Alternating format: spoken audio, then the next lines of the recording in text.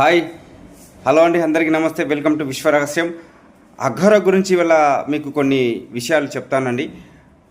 Media కావచ్చు, YouTube ఛానల్స్లో అఘోరి గురించి ఎన్నో విషయాలు చూపిస్తూ వచ్చారు. కొన్ని ఛానల్స్ అయితే వారికి ఇష్టం వచ్చినట్టు చూపించారు, కొన్ని ఛానల్స్ ఉన్నది ఉన్నట్టు చూపించారు. ఇలా చూసుకుంటే యూట్యూబ్ని చూసుకుంటే అఘోర గురించి ఎన్నో కథనాలుగా చూపించారు. మరి ఇప్పుడు అఘోర రెండు తెలుగు రాష్ట్రాల్లోకి నేను రాను అని చెప్పేసి చెబుతున్నారు. ఎందుకు అంటే అతని మీద కేసులు నమోదైనాయి కాబట్టి ఆయన తెలుగు రాష్ట్రాలకి రాను అని చెబుతున్నట్టు తెలుస్తూ ఉంది. నాపై కనుక మీరు ట్రోల్స్ చేస్తే మా దగ్గరికి వచ్చినా మమ్మల్ని ముట్టుకున్నా మేము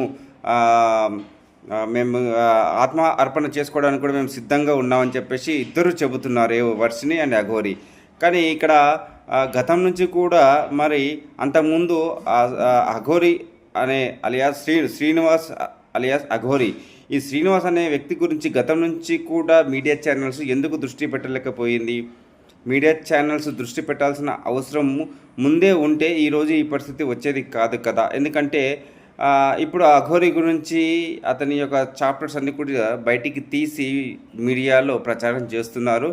దెబ్బకి అఘోర రెండు తెలుగు రాష్ట్రాలకి నేను రాను అని చెప్పేసి అయినా చెప్పడం జరుగుతుంది. ఇంకోటి అఘోరి ఆ విధంగా చేయడం అనేది కూడా కరెక్ట్ కాదని చెప్తున్నారు.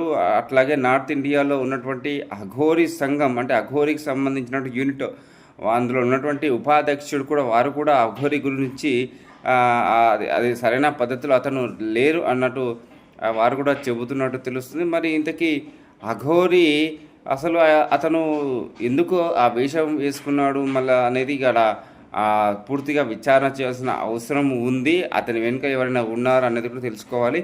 అఘోరి ఎందుకు ఇట్లా ప్రవర్తించాడు?